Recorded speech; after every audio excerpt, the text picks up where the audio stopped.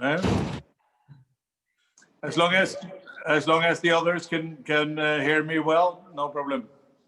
This is it. And what I'm going to do is actually allow the participants who are coming in to become to panelists. I'm going to put everyone on the panel so we're not on our own.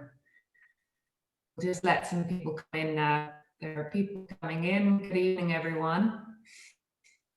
Here we go. And because I think it'll be nice to have everyone in the room with us, won't it? So I'm going to promote everyone to panelist, I think. First of all, we'll have an introduction and then we'll let everyone in for a chat. That's probably the best way.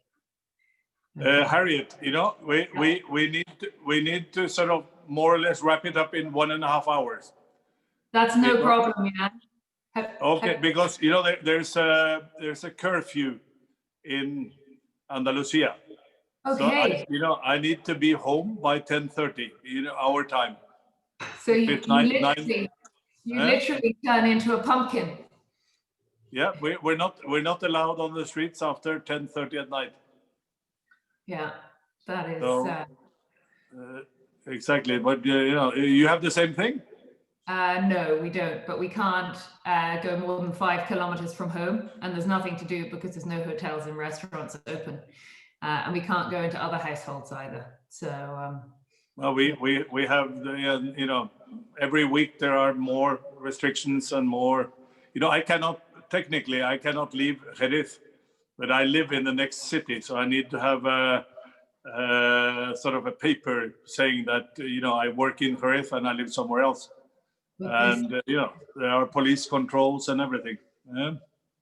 Oh, it's so difficult, but it's very difficult. This is we've got, okay, so I'm going to say hello. We have 20 attendees at the moment, a few more registered, but they'll come in. Good evening, everyone. Happy Sherry Week. We're very lucky to have Jan Pettersen from Fernando de Castilla with us this evening. Hopefully this works because we're going a little bit off piste because we partnered with the Port House Ibericos, and so I have a lot of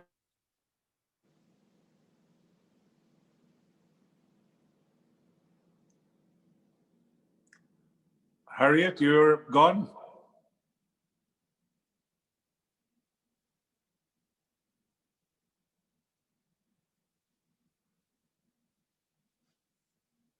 Harriet? It's vital to Sherry and to learning, and Jan is the master. So I'm going to actually ask you all to, I think I might have disappeared for a minute there, but it's okay, we're all right. So I'm going to just briefly ask Jan to introduce himself, talk about his experience in Sherry. He's worked for a huge company, and then he set up Fernando de Castilla, which is one of the boutique sherry houses in the world. It basically is, in my mind. I've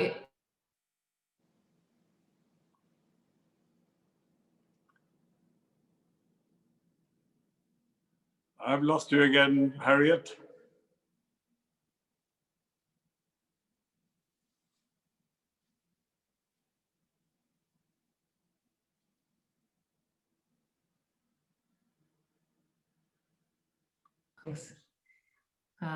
Nope. Harriet, I lost you for about 30 seconds. Okay, Jan? Yes? What I said, I was just praising you and how wonderful you were, and wondered if you could introduce yourself and talk a little bit about Fernando de Castilla. I will, certainly. Well, welcome everybody. Thank you for taking the time to talk a little bit about sherry and food, the role of sherry. And as you all know, this is the International Sherry Week, and there are more than 500 events around sherry all over the world, something like 30 different countries. It's been going for 7 years, and it's been a very, very useful tool for us in the sherry trade to promote sherry at the right time of the year, which is sort of November. It's a little bit sherry time, so to speak. And Fernando de Castilla is a special case in Jerez because we are a small producer. The company has always been dedicated to making very special premium sherries, very much like the sherries that turned sherry into the most highly regarded wine in the world already several centuries ago. And if we go back, even all the way back to the times of Shakespeare, sherry was always regarded a very fine wine, the noblest wine you could drink, and it was always a food wine. And people were drinking dry sherries aged with care in fantastic cellars in this beautiful city of Jerez de la Frontera. And this is, what we want to do is to show people those types of wines that were popular a long time ago, because sherry went through a very difficult period, especially in the 1960s, 70s, into the 1980s, where sherry almost ended up as a commodity. Sherry was sold in incredible volumes in supermarkets. The share of own label sherry in countries like the UK, Ireland, Holland, Germany could be something like 70%. And it was always quite cheap, immature sherries sweetened by adding concentrated grape must. And the sherry industry, the very big operators, tried to move away from sherry as a food wine and turn it into some kind of aperitif, which was successful in a way in terms of volumes. But the word sherry lost a lot of its image. And luckily in Spain, none of these brands or styles of sherry that became so popular in the north of Europe never caught on. So in Spain, we continue to drink proper, dry, fine sherries, and always with food. And Fernando de Castilla, which is a company, well, as a company, it goes back to 1837, but the company was owned by a local family that was producing grapes for the sherry industry for many generations. And about 60 years ago, they started to market very high quality wines and brandies under the Fernando de Castilla label. And in the first 30 years of the company, our sales were almost exclusively in Spain. And it became a very prestigious brand in Spain. And I took the company over a little over 20 years ago.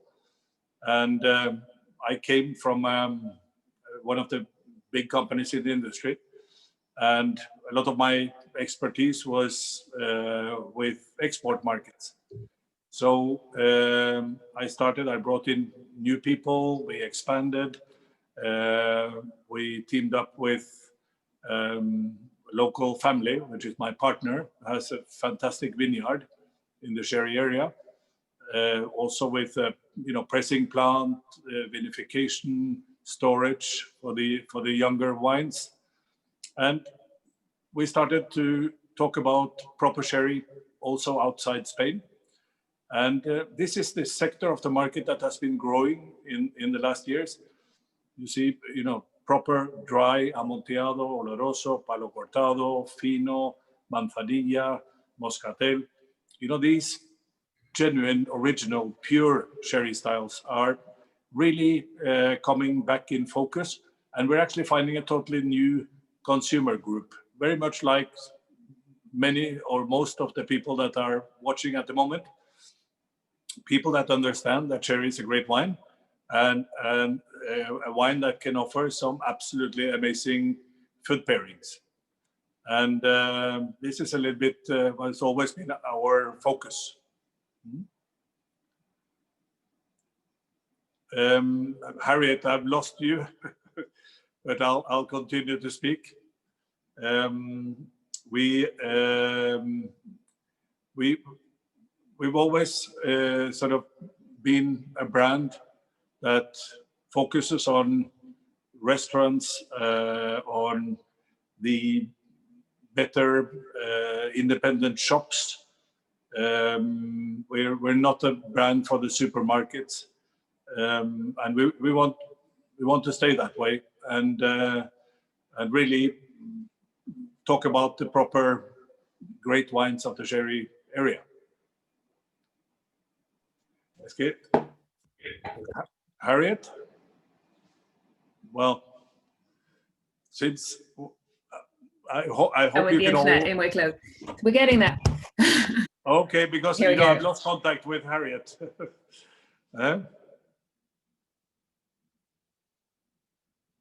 Well, since I've lost Harriet, you know, I'm going to continue and talk a little bit about what sherry is. You know, sherry is basically a white wine grown in a particular area on the Atlantic coast, very far south in Spain. The grape variety for all dry sherries is Palomino Fino. And the soil in the area is very special. It's basically limestone, very white soil we call albariza, and our vineyards are all on this type of soil. We harvest the grapes quite early because we're so far south in Europe. Generally, sort of in the last couple of weeks of August. We crush the grapes, ferment the grape juice, stabilize the wines in temperature controlled still tanks for a couple of months. And then this, what we call the base wine, is fortified by adding a small amount of grape spirit, distilled wine. And we bring the alcohol up to a little bit more than the natural strength of the base wine, which is generally about 12%. So the first pressing of the grapes, what we call the mosto de yema, or the yolk, the free run juice of the grapes, is used for Fino and Manzanilla, the very light, pale sherry styles. They're fortified to 15% alcohol and left to grow a layer of yeast on top of the wine inside 500-liter oak casks that are not filled up 100%, they're filled up about 70%. So there's a chamber of air on top of the wine, and on these wines that are fortified to 15%, there's a layer of yeast that we call flor, which will then cover the wine and prevents the wine from oxidating. So although the wine will stay 3, 5, 6 years in the casks, the wines remain very pale because the air will not get in contact with the wine. And this flor yeast also gives a lot of character, a lot of flavor. First of all, that sort of yeasty bread dough character, but then also it gives it a sort of appley and raw almonds, and a lot of new flavors come into the wine and creates this absolutely amazing personality of the Fino sherries. And then the second pressing of the grapes is fortified straight from 12% to 18% alcohol. And when the wine is fortified to 18%, there is no longer any microbiological activity possible inside the wine. So the wines will start to oxidate. We will not have any flor yeasts covering the wine. And since the barrels are filled up only about 70%, the chamber of air that is on top of the wine will then slowly oxidate the wines. And when the wine oxidates, the color changes, goes from sort of pale straw color to sort of amber color, and eventually a sort of mahogany color, and develops totally new set of aromas and flavors. Very nutty, very intense. We get from this exactly the same grape, the same vineyard, we get two totally different wines. Well, so the two main types of sherry will be the wines with biological aging and the wines with oxidative aging. We will get a little bit more into detail on this when we start tasting the wines. Thank you very much, Jan. I'm sorry for leaving you on your own. Well. The joys of technology. The internet had to be rebooted, and I've moved into the office for safety in case it happens again. But now I can see you, I can hear you, and it's all perfect. And everyone else can, which is brilliant. So I'm sorry about that, everyone. And I know that I left you in Jan's hands, and that's why we're all here anyway. Jan, I've got some slides to show, so I'm going to share my screen. And I'm going to, hold on, let me get it in here. And I'm going to show these slides. And then we can just talk of just a little introduction to give you a breather, having been not put in the deep end as such. So here we go. Hold on. Well, that's where I'm sitting. That, behind those barrels, the room where I'm sitting now. There we go. And that's where we were a few Easters ago, enjoying your amazing sherries. And what you were talking about with the soils, isn't it, Jan? Yeah, well, that's Albariza. The photograph on the left. You can, the good Albariza soil almost looks like snow, and the chalk content is close to 90%. It's amazing that it is amazing. Okay, and the next one we're going to go to this just shows us where exactly the port towns are. You live in Puerto de Santa Maria, don't you? Yeah, that's where I live. Yes. Yeah, and San Luca de Barrameda. These are both the coastal towns. And can you tell the difference with Manzanilla and the Fino sherry? Is all to do with the coastal climate, isn't it, Jan? Well, the microclimate in Sanlúcar is quite different from Jerez, because two factors. First, because it's on the Atlantic coast, a very unprotected part of the Atlantic coast. Actually, when you stand in the port of Sanlúcar and looks out on the sea, the next land will be Brazil.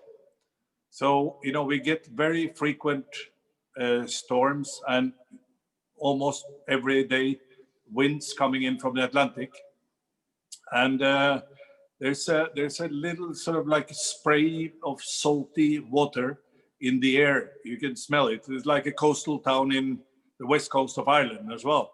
You have this sort of seawater character. We have less of a spray, more of a big wave washing over us, Jan. Yeah, exactly. Well, we get that from time to time as well. But this sort of sea mist, when the wines are kept in cellars close to the sea, will eventually give the wines a little hint of saltiness. And actually, if you taste an Amontillado from Sanlúcar, which can be 20 years old, I've tasted manzanillas amontilladas that actually taste like a wine that somebody put a spoon of salt in the wine. It's that amazing. Salty, and also the humidity gives the layer of floor grows thicker. So we like to say that in Jerez, our floor yeast will be 1 finger thick. In Sanlúcar, two fingers thick. So this makes it possible for the Sanluqueños, or the people from Sanlúcar, to actually market their wines younger, because they get the Fino character quicker. So you get a combination of young wine and proper Fino character. So manzanillas in general are 1 to 2 years younger when they're bottled than Finos from Jerez. And It's always a debate here. What is best, Fino or Manzanilla? Manzanillas are much more fragile. They have shorter shelf life. They're vibrant and fresh and yeasty and appley when they're young, but they lose it quicker. The Finos are more subtle. They're more complex. They last longer, in the cellar. So, to be honest, I'm more of a Fino man than a Manzanilla man. Although I love both wines, but if you can say you can only have one last glass of Fino or Manzanilla, it's going to be Fino for my personal taste. Yeah, no, when I was sort of messing with my internet, did you talk about the fact that the Fino is the floor is thicker on the Manzanilla because of the fact it doesn't die off in the well, I was talking a little bit about the difference between wines with biological aging and the wines with oxidative agent, but I didn't talk about the difference between Manzanilla and Fino. Okay, so I always get confused. Is it in the heat of the summer or the cold of the winter that the floor dies down in Jerez? It doesn't die down, never, because if it does, you have a problem, because then the wines might have some, it's a risk that acidic bacteria can affect the wines, etc. Yeah. So what happens, the floor is not really technically a yeast, it's a fungus. Saccharomyces baetica is the Latin name of this type of yeast. So fungus like humidity and cool temperatures, like any mushrooms. Yeah. So we see the floor being very vibrant and white and thick and healthy, especially in spring. Then going into summer, it goes darker in color, sort of almost like sometimes if it's an older Fino, the yeast will be almost sort of grayish, but it still covers the wine completely. And then when October comes, temperatures go down, starts to rain, the floor will then relive again. And when we get into winter, say December, January, when it's very often quite cold and dry, the floor become paralyzed again. So that's why at Fernando de Castilla, we only bottle our Finos in spring and autumn. And okay. we do 2 spring bottlings of the classic Fino and one bottling in autumn. And with, for instance, the antique Fino, we only do 1 late spring. We bottle it always in April, May. The same thing with the Fino and Rama, the unfiltered, unfined Fino. Only 1 bottling a year and always in spring, which is when the floor yeast is at its sort of peak. So I think on that note, we should open the Fino and pour it into our glasses. So those who have the Fino, the antique Fino, here, let me stop screen sharing for a minute. There we go. There we go. So anyone who has the antique Fino, here we go. I have it. I have it. I have to admit, and I've got it in my glass as well. Well done. Yeah, no, I had it in my glass at 5 when I was checking everything was working, which it obviously wasn't. I was too busy drinking my Fino at 5, and I haven't had this for a long time because I have to admit a sort of more of an oxidatively aged kind of a girl. But well, this, this is for somebody that have sort of an idea of what Fino is, and if their experience is more or less drinking something like Tio Pepe or a normal Fino aged 3 to 5 years, when you taste this, when you look at it to start with, it has a deeper color, and Yeah. this is because this wine has been aged twice as long as a good normal Fino. It's been under yeast for 9 years, and it was, in a way, breaking new ground in Jerez 20 years ago when we launched it, for two reasons. Both because it's an overaged Fino, a Fino which is sort of almost moving into sort of the oxidized wines territory, and Amontillado. And also because we chose to bottle it in a clear glass bottle. Yeah. Because when you look at it, it's beautiful. It's sort of liquid gold, and you see the texture, and you can see it's a very light, dry, fresh wine, but with a longer aging. Yeah. And the wine is also much more durable. This wine, you can keep it for 5 years, and you will enjoy it immensely, even in 5 years' time. So it has a color of it, Jan. I think the color, as you say, because it's 8 years rather than sort of 4, the color is immense, and it has that lovely salinity, but it is a bit more robust than your average Fino, isn't it? It has a bit more character. It's a lot more aromatic. It has much more going on. It's very intense. There's sort of the fresh appliness and the sort of the bread dough character that you find in a young Fino. It's sort of subdued, and other elements are taking over. And I think it's it has a little bit of smokiness to it. It does. It really does. It's lovely. Yeah, it's I find like smokiness, a hint of oak. It's a little bit, more concentrated. It's a little bit thicker in texture. You can see it's sort of although it's an extremely dry wine, you get a little bit of legs, which you don't do if you pour a normal young Fino. No, it's lovely. And I'm flicking onto the slide about, I love these infographics that the sherry, the wines of sherry have done. So if it swims, you can have it with a Fino, which is really right. So we have a bit of smoked salmon for those who have the. Well, I think this wine. If you ask me, what would be the perfect pairing for the antique Fino, I would certainly say something like, smoked salmon, especially hot smoked salmon, or smoked mackerel, or smoked tuna, or something like that. Very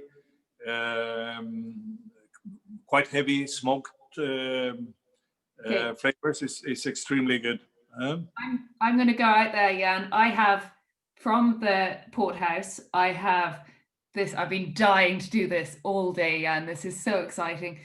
I'm sorry, guys, if you didn't, if you have the pack, brilliant. But if you don't, next time. But so this particular, this is their own Galician bread with a little bit of yogurt, and then the smoked salmon, and I'm going to try it with the truffle honey. So I'll let you know. Wow. Quesos. It's also, I think it's absolutely perfect with sort of Spanish charcuterie. A good pata negra ham, chorizo sausage, sort of the cured pork loin, things like that. Actually, what I'm having here is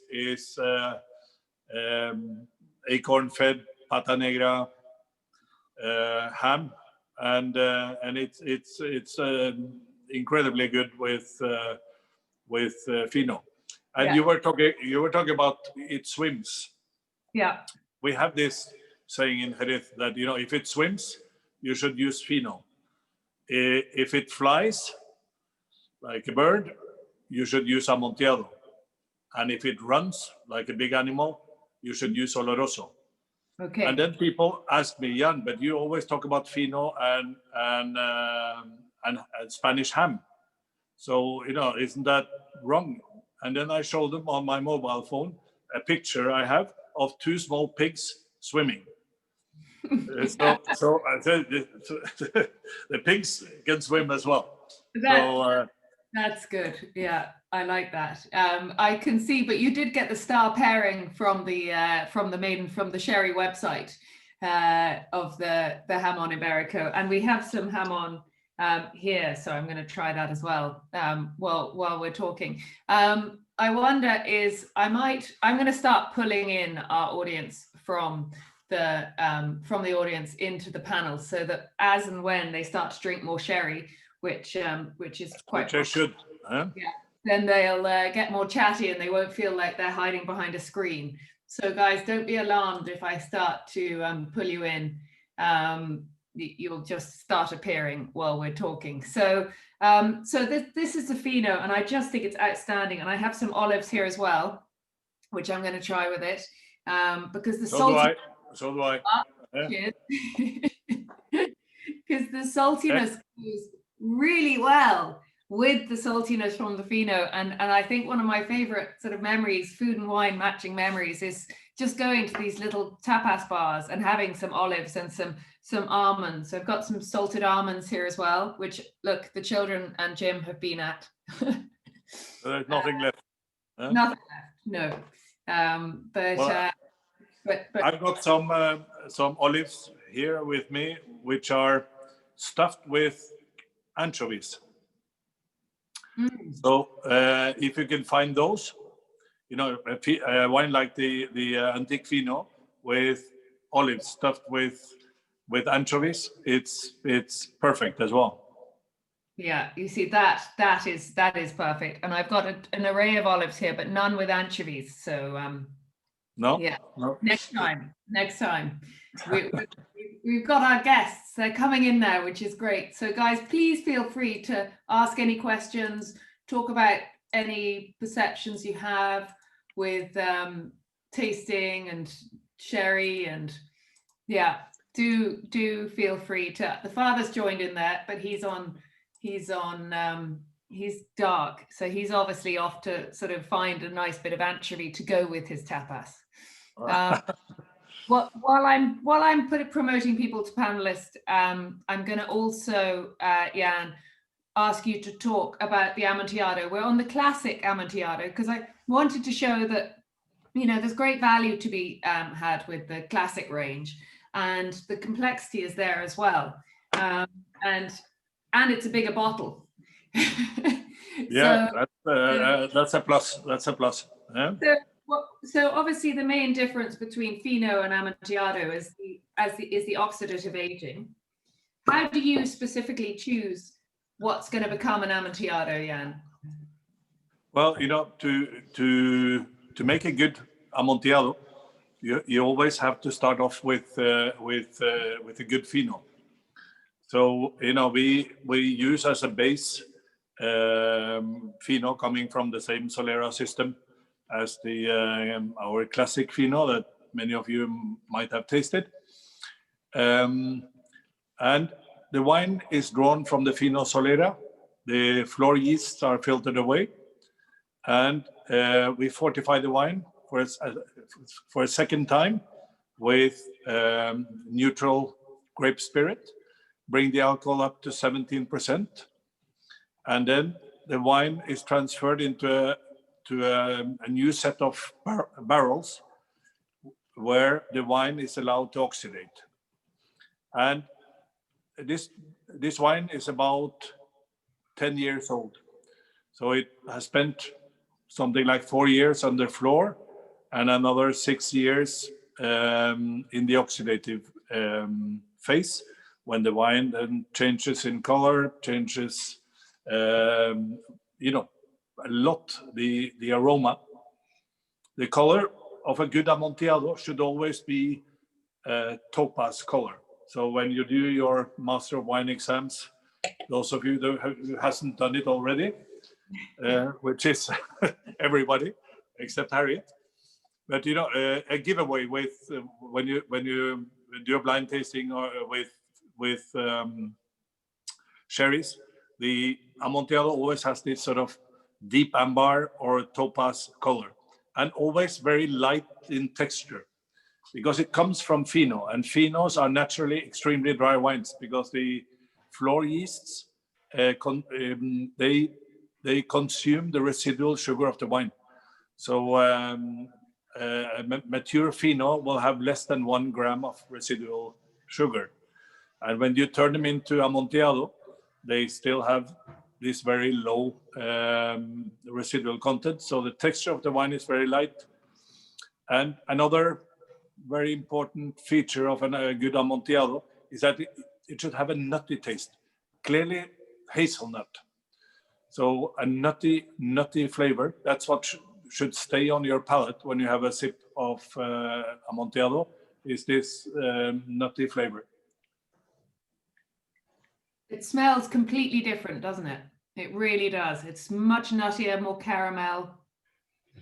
Exactly. And actually, people that are, you know, hi there. What are you writing? Yeah, I put myself up. Yeah, I know. I'll move myself across.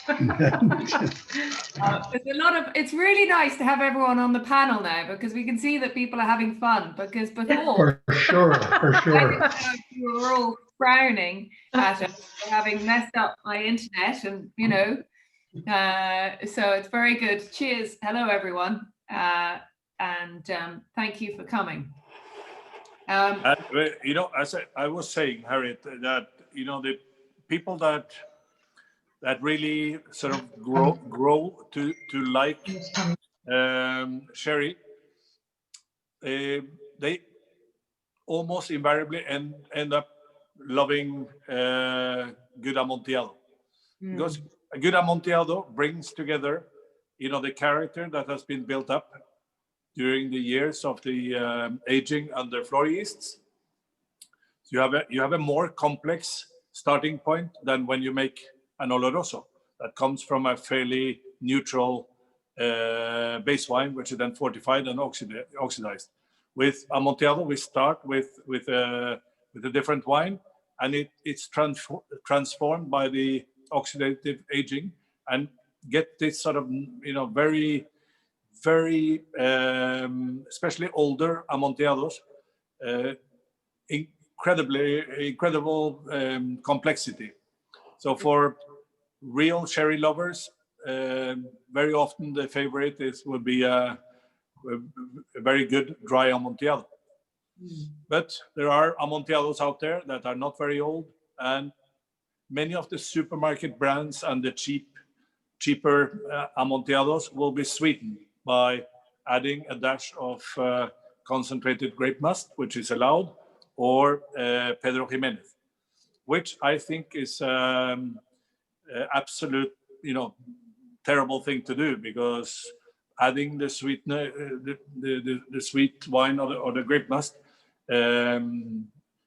hides a lot of the complexity of the wine, and it makes it much less suitable for food. So for me, you know, an Amontillado is a great wine, again, with ham, charcuterie. It's a must with things like a consommé or broth, or you know, game birds like I had yesterday. Well, not bird, but a rabbit hunted by a friend of mine a couple of days ago. This type of thing, sort of game birds, chicken, poultry. Amontillado is also really good with vegetables, and even vegetables like artichokes or asparagus or things like that, which are very notoriously very difficult to pair with wines. With Amontillado, it works really well. So it's a great food wine. The Jerusalem artichoke, we have in our garden an awful lot of it. And it's I should have cooked it tonight. I'll have to cook it tomorrow to go with my Amontillado. But I love Jerusalem artichokes, and for some strange reason I cannot get it in Spain. So I buy it when I'm in Norway. been a while, but normally I go there quite often. So I always bring back 2 or 3 kilos of, and as you say, fantastic with Amontillado. Yeah, really, really good. And I don't know, for those of you who have the kits, I'm going to try a little bit of cheese with it, because the wonderful thing about sherry is that it goes with every kind of food, isn't it, Jan? I mean, we did an amazing dinner down at Hayfield Manor a year ago or 2 years ago, and it was a brilliant dinner, because you can imagine there was 7 courses, each paired with a delicious sherry. It was a hard one to sort of, be very professional at by the end of. But I was so impressed by how it really, especially there was a pigeon dish with a sort of minestrone soup, and it was just amazing. Really, it's so exciting the way sherry goes against what you think and goes with every kind of food. Well, if you go back, some generations, sherry was always used in fine dining, in special occasions, Christmas, big family gatherings, and the finest food possible. Turtle soup and whatever. Sherry was not confined to the Spanish kitchen. It was not only, you couldn't get manchego and pata negra ham in London 100 years ago. So it was paired with the finest food that the chefs at the time could make, and I think this is where we need to go. We need to show people that you don't need to have Spanish food to enjoy sherry. Spanish food can be amazing with creative food from all over the world. The Irish cuisine, the Nordic cuisine, the Japanese cuisine, Cantonese, Chinese food. There's so many exciting pairings possible that there's hardly any food in the world that you couldn't serve a sherry with. Yeah. Maybe Irish stew calls for something else, but there's very few exceptions.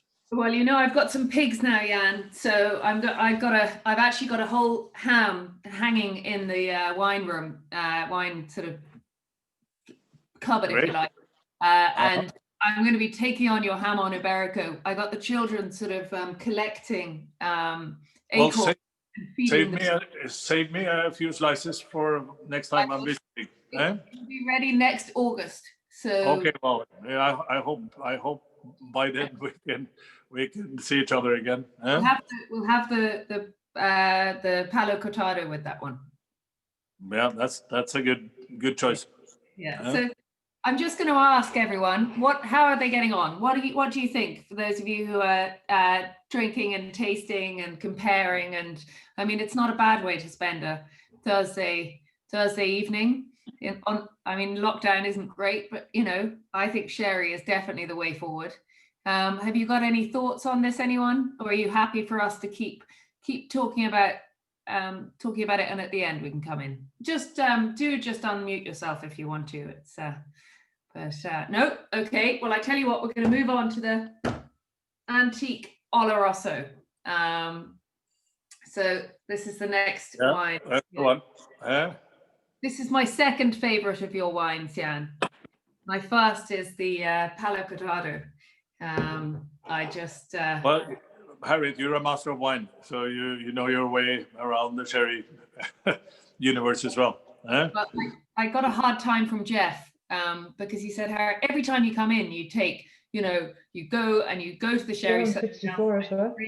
No, Jeff, I was talking to today. Oloroso.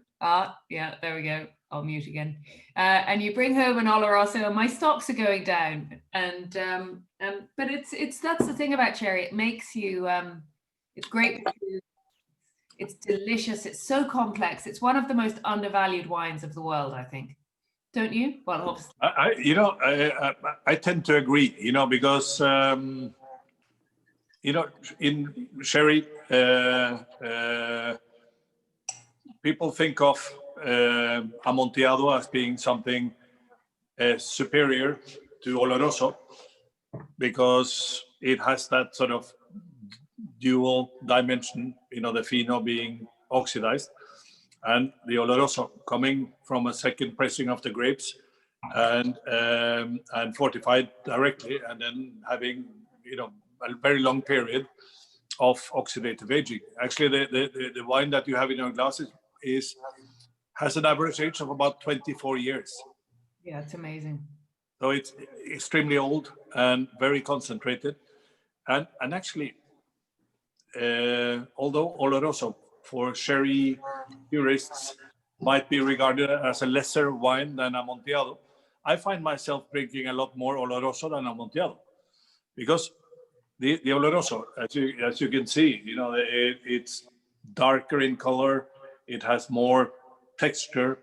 It's very soft on the palate, and in a way, it's quite similar to red wine, which has been aged for a very long time in bottle. And I did a tasting last time I was in London at Hedonism, which is the finest wine shop in the world. And they have a magnificent, they have a lot of bottles where you can taste everything from Romane Conti to Chateau Petrus or Vega Sicilia, whatever. And they had one bottle of Tondonia, Rioja, from 1957, which is the year I was born. Oh, wow. So I told my friend there that said, well, that's the year I was born. And he poured me a small sample. And it was, I could have sworn this was Oloroso. Yeah. It had that sort of brick color, oxidized for a very, very long time. That's a little bit the house style of Tondonia as well. So yeah, I think, this type of wine can be used almost for the same thing that you would normally choose cellared, fine red wine. It's amazing with, things like pâtés, mature cheese, beautiful with blue cheese. Sorry? I have you have blue cheese? Yeah. Very good. I've got some Manchego. But as we were saying, if it swims, it's Fino. If it flies, it's Amontillado. And if it runs, it's Oloroso. Oloroso is stunning with stews. In Jerez, one of the most famous dishes of Jerez, maybe one of the two most famous local dishes, would be oxtail, braised oxtail, cooked with lots of Oloroso, carrots, onions, slow cooked for many hours, and always served with Oloroso. And it's absolutely a marriage made in heaven. I just said, yep, go on, Jan. Sorry. No, I was saying, things like game, all sorts of game, is perfect. Foie gras. Yeah, I was thinking about that because we've got, for after this delicious tapas, we have our own pork burgers, and I took the pork out of the freezer because we've got 3 more pigs arriving from the butcher at the weekend. So I thought I'd better empty the freezer. And the pork, I'd forgotten just how fatty it was because I have rare breed free range pigs. Delicious. They're really good. But the fat is that's where the flavor comes. That's where the flavor sits. Yeah. So, but touching on that, with your burgers, a little dash of Oloroso or Amontillado in the mince is a great idea. And we haven't talked much about cooking with sherry, but sherry is absolutely stunning, and it's always been used. And there are lots of books, cooking with sherry. So things like clams or mussels steamed with Fino sherry, all sorts of sort of casserole dishes with Amontillado, stews with Oloroso, sort of breast of duck with Pedro Ximenez. It's a lot of it gives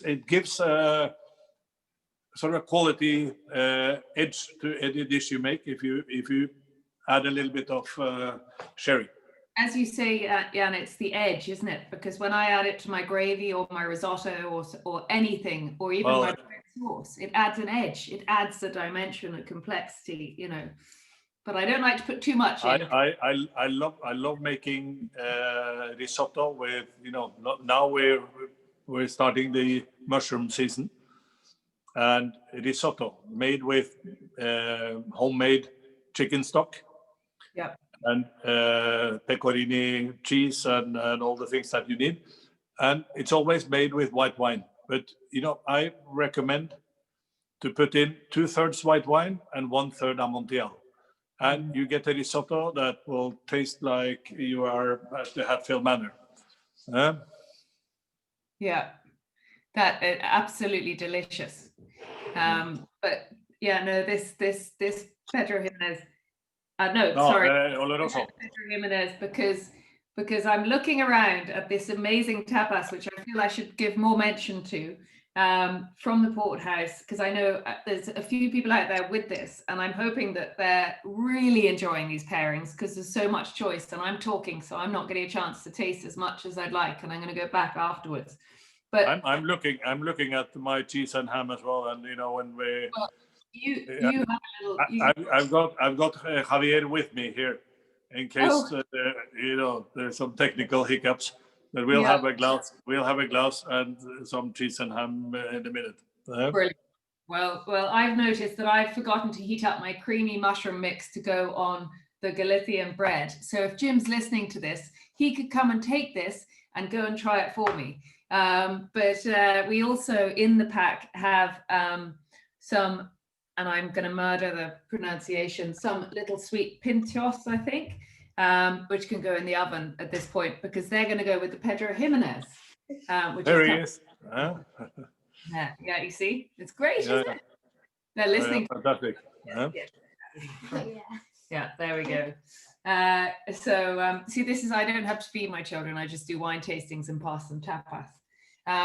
There we go. So the Oloroso, what I love about Oloroso is the extra glycerol content that's there. So when I was doing my blind tasting exams for becoming a master of wine, I always find it very difficult to tell the difference between a really good Amontillado and a really good Oloroso because they have so much complexity. But it was always that glycerol, that weight, that sort of rich liquidity that it has that sort of that.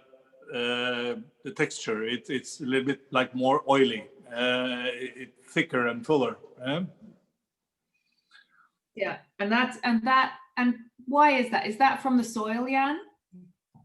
No, I think it's a lot to do with the concentration and the fact that it hasn't gone through the it hasn't gone through the process of the floor, and the floor yeast. Well, the floor yeast is a fungus.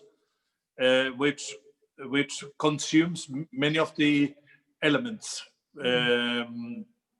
sugars, glycerol, other things that are in the wine. So it strips the wine from a lot of things. That in the case of the Oloroso, all those things are still there from the young base wine because it hasn't had that process with the floor yeast. So I think that's where it is. Yeah. And it's also the concentration. It's concentrated for a very long time. So, water and alcohol evaporates, but the dry extract remains.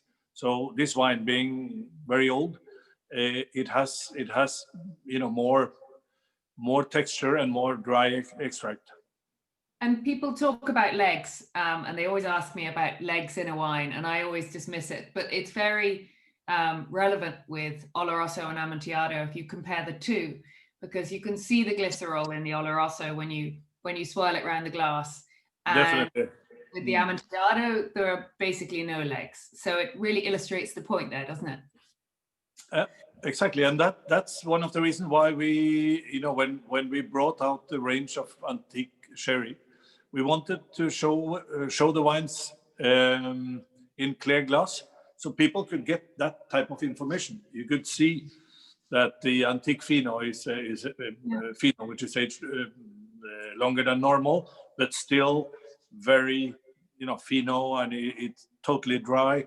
You see the amber dark amber color of the Amontillado, very light texture. You see the little bit, heavier, darker color of the Oloroso, and the jet blackness of the Pedro Ximenez. So that's why we did it, to help people to, because until 20 years ago, all sherry was always marketed in just jet black bottles, and you needed to know a lot about sherry to find out what's inside the bottle or what it looks like. So and many people have copied us after in the last years.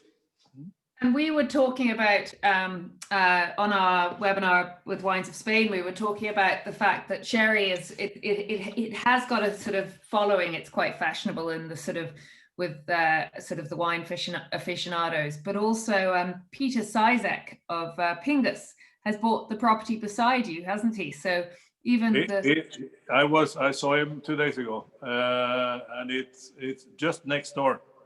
Yeah. Literally 20 meters from where I'm sitting now.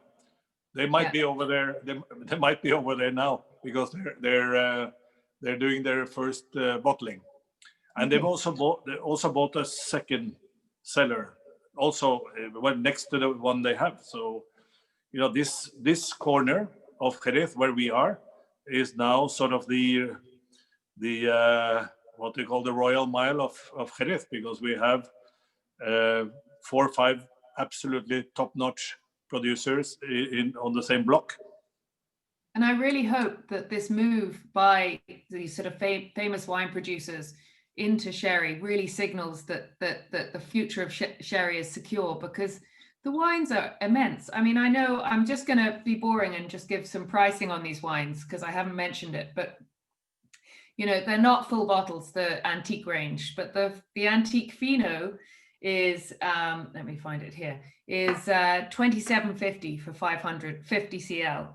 And people might go, oh, but there's basically 5 servings in that. And how old is the wine? It's been aged for so long, and the complexity you're getting from that wine is extraordinary. And all of these wines have the absolutely highest ranking. All of the antique wines have the gold medal at decanter.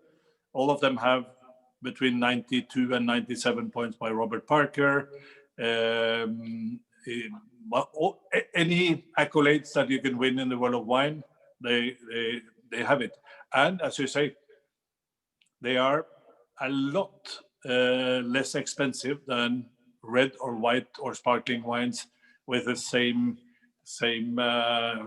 points. So this is true. Sherry is one of the greatest bargains in the world of wine. Everybody in the wine trade says it, and we are selling our wines, I think, at higher prices than a lot of other people. But for the quality, it's incredible value. I think the antique range is up there with the very best sherries in the world, and the big producers are selling wines equivalent or not even that good, maybe also here in Jerez at 3, 4, 5 times the price. Yeah, no, it is. It's really important. I think fortified wine really struggles with people's perception of how much it should cost because of the supermarket sort of basic blends that we've all been used to in the 80s and 90s. So I always push the sort of fact that it is what seems like an expensive luxury when you taste that complexity and you taste that age. And I tell you one thing, sherry, we receive thousands of people here every year, and we do a lot of dinners and lunches and all sorts of things. And we always serve only sherry with our food. Generally, 4-course meals and 4 different sherries. And people say, if you drink sherry with your food, only sherry, you will not be able to walk afterwards. And we've never seen anyone with problems, because sherry is so packed with flavor that you actually sip sherry. You drink a red wine, you get a huge glass, and you have a big gulp of the wine. And with sherry, you don't even think about it. You sip it, and there's a lot of flavor in a small sip. So it goes a long way. It really does. It really does. Yesterday, when I was decanting the samples into the sample sets, I was in the little glass room in our office with the heater on because it's freezing. Nigel knows that. And I had the door shut, and it was like I was sort of hotboxing sherry, basically. The smells, the amazing fumes were incredible. And I didn't taste any of it, but I walked out and I felt like I'd had a good glass of sherry. And it cheered me up immensely, Jan. You know, lockdown is fairly miserable around the place, but I have to say, I think from now on, a sherry a day keeps the lockdown away. Exactly, you're right. Yeah, it's just, and it's, you know, I'm really looking forward to when we're actually all together in a room and tasting the sherries together. But in the meantime, we've got to make the most of this, and it's such an honor and special to have you here, Jan, giving your time to us. Yeah. But so I don't know if those of you who have the tapas pack have gone and cooked an amazing looking pudding that's in it. I think we're going to save ours in this house for later, but we're going to open the Pedro Ximenez. And if you haven't got anything sweet in the house, don't worry, because it's about to arrive in your glass. So this is the antique Pedro Ximenez. Jan, over to you. I'll let you talk about this. Well, you know, first of all, you know, when people see this bottle, they think it's a black bottle, because, you know, this is a wine which is basically jet black. And, you know, at the beginning, I explained that sherry, you know, at the outset is basically two different wines made from the same grape variety and fortified, and then goes in two directions, you know, biological, oxidative. But I didn't explain that there's a third world of sherry, which is the sweet wines of Jerez. And we're allowed to use Palomino, but we're also allowed to use two other grape varieties. One is Pedro Ximenez, which is what we have in our glass, and there's a small amount of grape called Moscatel de Chipiona, which is a small grain muscat grape, local adaptation to this area, which is very rare these days and hardly ever exported. We make one, but we make it basically for the local market. But Pedro Ximenez is quite popular, and it's a white grape. Although the wine is absolutely jet black, like espresso coffee, the actual fruit is a white grape, quite aromatic and very sweet. Apparently, the Pedro Ximenez grape, was brought to Jerez by a German called Peter Ximenez, that came here 250 years ago and found the local wines of Jerez to be quite neutral and lacking the acidity and the fruitiness that he liked in the wine from Germany. So he brought some plants here, planted vineyards. The grapes, you know, did well, but coming from Germany, where the climate is cool and humid, the skin of the grape was very thin. So the grapes tended to dry on the vine, and sort of as they matured, they shrank and turned almost into raisins. So this Peter Ximenez, that sort of was later called Pedro Ximenez because the Spanish Hispanicized the name. He started to make sweet wines from this. It's like not ice wine made with ice, but sun wine, you know, sun-dried grapes, and made sweet wines, became popular, especially as a sweetening agent to blend with other sherries. But then, as time went on, Pedro Ximenez today is a dessert wine.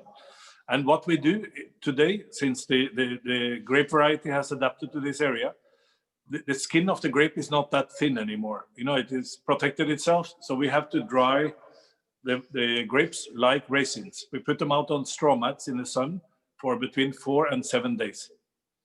And during that period, in late August, early September, it's very, very dry, very hot, and the grapes will lose about 2/3 of the water content, so they shrink. And we press the grapes, we get a grape juice that has around 300 grams of residual sugar. We put them into fermentation tanks. We start the fermentation, a little bit like with port wine. We sort of, as the fermentation starts, we stop it by adding grape spirit from maybe only 2 or 3% natural alcohol from fermentation up to 18%. And then the fermentation stops. We put the wine into 500-liter oak casks and leave them for a long time. And in this process, the antique Pedro Ximenez is 30 years old, and it has a sugar content of about 500 grams of sugar, which makes it one of the sweetest wines in the world. And it has gone from 300 to 500 grams only because of evaporation of alcohol and water. And the actual alcohol content here is about 14.5%. I think it's labeled as 15, but we are allowed a margin. So the alcohol has gone from 18 to 14.5, and sugar has gone from 300 to 500. And the color has gone from, the young Pedro Ximenez wine is a little bit like Oloroso in color. It's sort of like, mahogany color. And then as time goes on and the oxidation, it eventually ends up being jet black. Yeah, I love the smell. The smell is just so complex. And I think, what I think is that a young Pedro Ximenez is quite one-dimensional. It tastes like raisins, and not much else. It needs the time to build up the complexity. And when you taste it wine, you taste the raisins, but you taste figs, you taste dates, leather, tobacco, even a hint of wood, oxidative elements. So. But that's why I think people always suggest to have Pedro Ximenez with ice cream, which is such a pity when it's a decent Pedro Ximenez. But it's the young ones they're talking about, isn't it? It's the baby Pedro Ximenezes that go well with ice cream. The young Pedro Ximenez wines, I don't see the use of it either, because this Pedro Ximenez will be an absolute incredible companion for any dessert made with chocolate, with caramel, fudge, toffee, vanilla. Here in Spain, it's very often used with ice cream, vanilla ice cream. And very often people will have a scoop of vanilla ice cream, and then you have your glass of Pedro Ximenez, and you pour a little bit of the Pedro Ximenez over the ice cream as a sauce, and drink the rest of the glass with it. Do you still have that amazing vat of Pedro Ximenez that's really, really old, and you put the spoon in and it's like treacle, and it's... There's actually four barrels. Yeah. Of this, which what happens with Pedro Ximenez is that when the sugar content goes up and up and up, it gets to a point where it gets solid. You can see it at home if you take Pedro Ximenez like this in a frying pan with heat. You heat it up, and in a matter of a few seconds, it will suddenly, like miraculously, turn into like tar. It goes more or less solid. So, if you do that, you can add water and it goes back to liquid again. But it's so sweet that it's sort of close to that point where it solidifies. And we have some old casks that where we don't know what to do with them, because it's like tar. We probably have to take the barrel, take away the top end of the barrel and then scoop it out and mix it with young wine and then put it into barrels again. But we haven't done it yet. You could sort of get people to bring in their ice cream cones and dip them in and coat them in Pedro Ximenez. Exactly. Messy. Could be messy, Jan. Yeah. Or send And about it's also fabulous cooking wine as well. Well, people use it a lot for dessert, but most restaurants in Spain serving good Spanish food will have some dishes on the menu where you have things like game or meats with the Pedro Ximenez sauce, and it's very popular with things like breast of duck. So the breast of duck, you need a sweet sauce, and using Pedro Ximenez is perfect. So it's a great culinary wine as well. Yeah, no, it's I've actually been adding it because generally if there's any sherry in the house, it doesn't last very long. And I do think that the Oloroso and the Antique Fino and the Amontillado are just too good for cooking. And I hate to see them going into my cooking. But the Pedro Ximenez, I love it, but I haven't got a very sweet tooth. So I have been using it in a lot of my cooking with a lot of pork, because that's what I've been cooking a lot. Well, pork is perfect. If a pork sort of sweet wine sauce works really well. Yeah, and it's amazing because it just adds another dimension, and all those sort of prune-like flavors come out like you've got a sort of date and prune sauce with it. It's just delicious. Yeah, it's definitely the way forward. You're right. We should have Jamie here talking about cocktails with sherry, because that's the latest thing, isn't it, Jan? Well, sherry, the whole world of cocktails started with sherry. The first cocktail created in the world was created in the 1830s in England, and it was the sherry cobbler. Sherry cobbler is basically lemonade, lemon, sugar, and sherry, and mint leaf, a little bit like our rebujito today. And it became so popular in the UK that the government wanted to prohibit to make sherry cobblers, because people were drinking absolutely ridiculous amounts of it. And then really the modern cocktail scene in 1920s, and then after the Second World War, things like Bloody Mary. Bloody Mary was originally created using sherry, tomato juice, Tabasco, all the ingredients, and then they started using vodka instead. And there's a lot of old traditional cocktail recipes involving sherry. Jamie's just chirped up on the chat. I thought he was there, but I couldn't see him. And he said, and I can't believe he's used this word to do with wine, because everyone in wine he said Fino mojitos are really sexy. Yeah, well, Fino mojito is great. So we have a lot of mint here in the patio of the bodega. So we use it all the time, and we use it for our vermouth cocktails as well.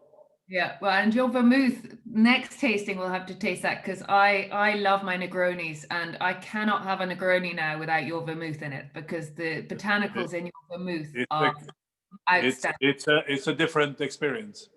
And Negronis, I think, probably the most popular cocktail worldwide these days. Yeah. And always, in cocktail bars, you don't really see people using standard gin and standard, I won't mention competitors' brands, but standard vermouth. If you have a great gin and if you have a great vermouth, there's so much more pleasure in it. Oh. Actually, did you try our white vermouth? No, we haven't tried that. We'll have to. I think I mentioned it to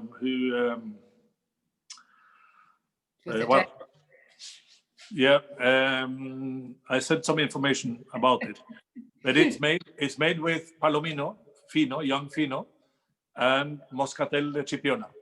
Oh, it sounds amazing. 60% Palomino, 40% Moscatel, and it's really, really good. So we've all been missing out on it because Declan didn't tell us. I think Declan is partly to blame, yeah. Poor Declan, he's just hidden himself. Oh no, he's back again. So do we have any thoughts from here, from our audience who've kept very quiet throughout? What do we think? How much do you love sherry? Which is your favorite style? Are you going to drink it every day in lockdown? Forget about 30 days of yoga, 30 days of Oloroso. Yeah, press that. Yeah, You know? see if we can. There we are. Liam? Oh, I'm true. You're Oh, live. Jan, thank you very much indeed. That was wonderful. Wonderful presentation. Well, thank you for joining us. I'd have a question or two, but I don't want to overdo it. In Harriet a few years ago, it was very hot now. It was the middle of summer. But in the bars, young people, not like myself, young people were drinking beer. Well, Why is that? Yeah. This is everywhere, and it's quite sad to see. There's a lot of beer drinking in Spain. We've gone from being wine drinking country to be beer drinking country more and more, and especially the younger generation. And so you're right, we need to work on that in general. But having said that, in Jerez, even young people in their 20s, you see a lot of people drinking sherry, especially Fino. And Fino in summer with ice and clear lemonade, what we call the rebujito, not unlike the sherry cobbler. And it's very popular, and it's become more and more popular, and especially in summer. Harriet, they were wonderful wines, all of them tonight. But I understand for the first time the difference really between Manzanilla and Fino, and why the restaurants in the south of Spain serve you a Manzanilla rather than a Fino. It's the easy thing to do. A lot of the time it would be because the Manzanilla is cheaper than the Fino. Yeah. So they make more money selling you Manzanilla than Fino. Yeah? Nigel's unmuted himself. Nigel? No, I just want Nigel, how are you? Hi, Jan. Fantastic. Good to see you. Good to see you. Yeah. And yourself. Good form. Thanks. Yeah. No, great. See you, and thanks again for the presentation. I wouldn't have missed it. Thanks to Matthew. I didn't actually realize it was actually happening until this afternoon. I didn't get the selection, but I always have your sherry at home. I switched between the Palo Cortado, which I enjoyed this evening, and the Oloroso. So when one bottle's empty, I move on to the next one. And I keep rotating from one to the other. Exactly. You have to keep the pace. Yeah, as you know, I'm a great fan of your wines, and also the vermouth is a strong favorite with ours as well. Love it. So it's it's a little bit sort of a summer drink, perhaps, but still, it's very, very popular. Vermouth in general, craft, interesting vermouth. A little bit what's happened with gin as well in many countries, and also in Ireland. So we're benefiting from that. Well, look forward to trying the white version whenever that appears. Yeah. Declan, have you got a bottle stashed at home? I need to talk to Declan. Have a serious chat with him. Yeah, you do. Yeah. Nice. Oh yeah, it's good to see you, Jan. How are you? Tindal as well. Maggie, did you want to say something? Actually, I just wanted to say thank you so much. Actually, I did visit the winery in 2018, and I know this sherry already. And I had a tour, I think maybe with Javi, I don't remember, but I remember the boss from Norwegia. Yeah, that was me. Okay, yeah, I think he was complimenting you. And yes, exactly. He showed me around, and I taste already a couple of wines. That's why actually I attend this sherry tasting. I tried to get to know sherry a little bit more. And yeah, it's a challenging wine for me, but I do like it, actually. Nice to hear. And I tell you, when you get into wine and you drink more and more wine, eventually everybody that have a real serious interest in wine end up understanding sherry. And as you say, it's a difficult wine. It's never going to be your first love in the world of wine, because Yes. it's different. It's dry in most cases, strange. It doesn't have the fruitiness of many other wines. It's not easy to drink, and you need to discover the sherry with good food, Yeah, and exactly. Yeah. You're right. Yeah, and that's you why. end up a little bit like many things in our life. The first beer you had, at least this was my Yeah, taste. disgusting, probably. Yeah, I did. 15 years old, and I had a beer. Say, how can people like this? But now, when you've had it a few times, like I have, you like it. Yeah, The and same thing happens with a lot of things. Oysters, with olives, maybe, all sorts of things. So, to be and those are honest, the things that you end up really loving in the end. and I just wanted to say that when I was in Cadiz, sherry tastes a little bit different. Like when you were there and you were like kind of local I was there actually 2 weeks study Spanish in one of the school in the center of Cadiz, and then I discovered sherry over there, and I was like, oh, okay, but the taste was a little bit different because you were in a place when Because you were sitting at the terrace in the sun, and you maybe had some shrimps, and you had a glass of exactly. French Fino, and of course, Yeah, but at this stage, I always have a bottle of sherry. Actually, this Paulo Cortado from. Oh, that's good. This is my favorite one. So if I have a kind of a taste for sherry, I always put a little bit, and I have it, and it's good pairing with sushi. I always have to get wine for sushi, but when you have a little bit of sherry, with sushi, you use Fino, maybe, no? Fino or manzanilla? Fino manzanilla, exactly. Yeah. But it's a kind of easy to pair the wine with sushi. I always when I have sushi here in Harriet, always with Fino, always, but not the antique Fino. I use the other one. There's the normal one, the lighter, the classic Fino. Yeah. Thank you so much. Thank you. Muchas gracias. Thank you, and you're welcome to visit again. Of course, I will. Yeah, if I'm only there. I tell Javier that I've spoken to you. Okay, thank you. So Harriet, sorry. Gary, go ahead, Gary. Harriet, yes. May I tell you about my Damascus moment?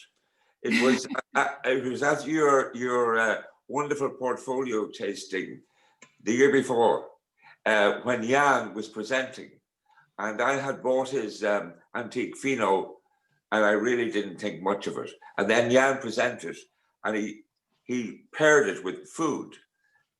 And I went through all of the wines he was presenting. That was my Damascus moment. I loved sherry. Now I adore it. And his particular sherry, Jan, how are you? Thank you for looking after us last year. Yes. Paulo Cortado is now my favorite wine in the world. Absolutely wonderful. Thank you. That's so good to hear. I've been making sherry all my life, and it's good to hear that there are people that enjoy what we're doing. And recently, I introduced my wife to your Amontillado, the normal Amontillado, not the antique one. No, that's a very good wine. And now that's all. We're not even drinking Fino anymore. It's all Amontillado. I use it a lot. I use sherry in cooking quite a bit. And Amontillado is probably the best sort of all round, the most versatile sherry to use in cooking would be Amontillado. And the classic one is better for cooking because it's cheaper. It's a bigger bottle, and it's sort of lighter as well. The Antique Amontillado is very, very, very concentrated. I think. Yes, I enjoyed it tonight. I had forgotten how delicious it is. With the Amontillado, the normal one, should it be chilled? You know, many people like it chilled. I like it, you know, I have it in a cabinet and we have it at 14, 15 degrees Celsius. Okay. Sort of, I don't like it too cold, but many people drink it cold. But I like it sort of coolish, but not cold. Okay. Now, do you produce a normal Oloroso, or is it only the antique? We do. I'm not 100% sure if Tindals have it in stock. They don't. I can tell you they don't, because otherwise I would have tasted. You know, I really need to have a word with the purchasing department at Tindals. You certainly do, yeah. And I'm looking forward so much to tasting your white vermouth, because I think you're absolutely right about your red vermouth in the that wonderful cocktail, which I am allowed one of every week. That's what it's absolutely superb. Yeah, thank you. Well, I hope to see you again at the Tindal's tasting next time we can do it. I hope to invite you to the Royal Irish Yacht Club the next time you're in Dublin. Or I remember you mentioned it. Yeah, we talked about that. It's true. Good. Yeah. Good. Okay. Connor, did you want to say something? Oh, you're muted now. Hold on. The joys of technology, still muted. Hello. Hi. Hello, Harriet. How are you? I'm Jan. I was at a couple of your tastings over the years, Jan, and you introduced me to your antique Palo Cortado, and for many years it's been my favorite sherry. I love all types of sherries, particularly Fino and Rama as well, depending on the circumstances. But as I said, it was a fantastic tasting, and like the food from the Porthouse is just unbelievable. Well, I don't know how to reach it all because the sherry has run out. They are really good friends of mine. You know, the owners of the Porthouse, also the same people behind the Porterhouse Brewery and Dingle Whiskey. So we supply some sherry casks for Dingle Whiskey, and I known the people from the Porthouse probably close to 20 years since they started. So, Jan, on that note, I was talking to Huber from the Porthouse, and we were discussing how difficult it is with your sherries. You can't caravan them. With the advent of caravan, would you look at having corks in some of your bottles? Maybe. You know, we brought out a couple of very special sherries. You know, the singular range. I don't know if you remember. And we thought about using cork for those, but in the end, we stayed with the stopper, because you know you don't really finish a bottle of sherry like that. You have one glass and you leave it for a week or two, and you have another glass. And with the driven cork, you know, it's sort of, yeah, you need to put it. It doesn't look good, you know, on a very prestigious, very expensive wine. Yeah, and actually, maybe what we could do is to have a driven cork and then have a cork stopper in the package, so people can take the driven cork out and use it for a caravan. Yeah, but as you say, the Fino, even the antique Fino would have, you know, it's quite oxidative because of its age. So you wouldn't be, you know, with a normal Fino, it would be 1 or 2 days to preserve freshness. But with this antique Fino, we have a week or two, don't we? You have much more. See, that's good. You could keep it. You could keep it at room temperature. You know, I'd say a month, but you wouldn't notice much of a difference. Yeah. And with the classic Fino, you need to put it cold, and as you say, it's you know, it loses the initial freshness quite quickly. You can still drink it in after 2 weeks.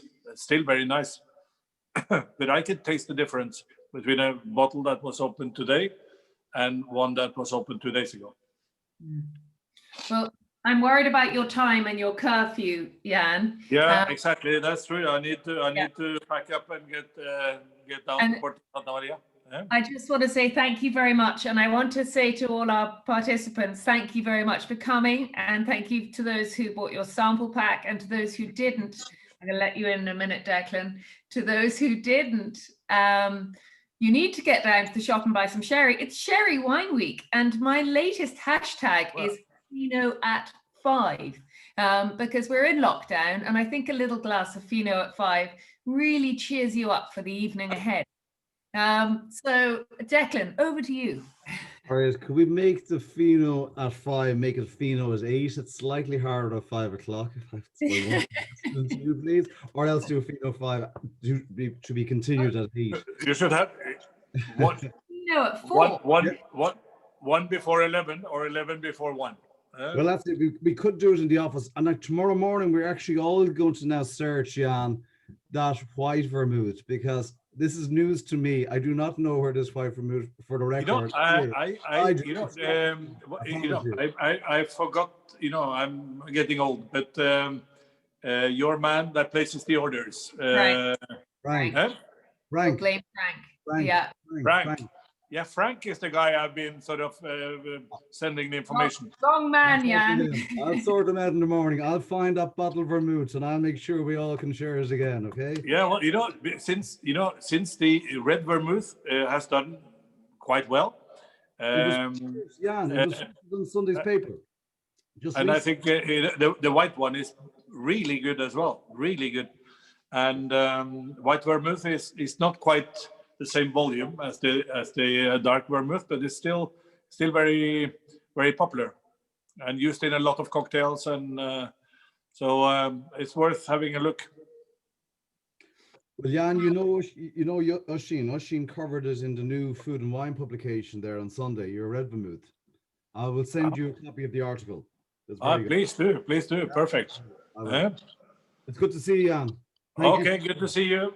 Thank you so much, Jan, and thank you, everyone, and thank you to the Porthouse for amazing tapas. And I would go online, and I think I have a discount on sherry. I'm just trying to remember what the code is. I'll send you all an email, but there is a discount. Go ask Jeff for a discount for Sherry Week. I think there's a 15% discount. So it's worth going along and buying a bottle or two for that, isn't it?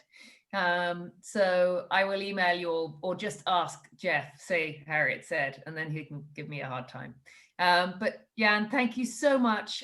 It was an amazing evening. Great. Sorry about the technical difficulties. No, don't worry. It's great to see you as always. And regards to the whole family.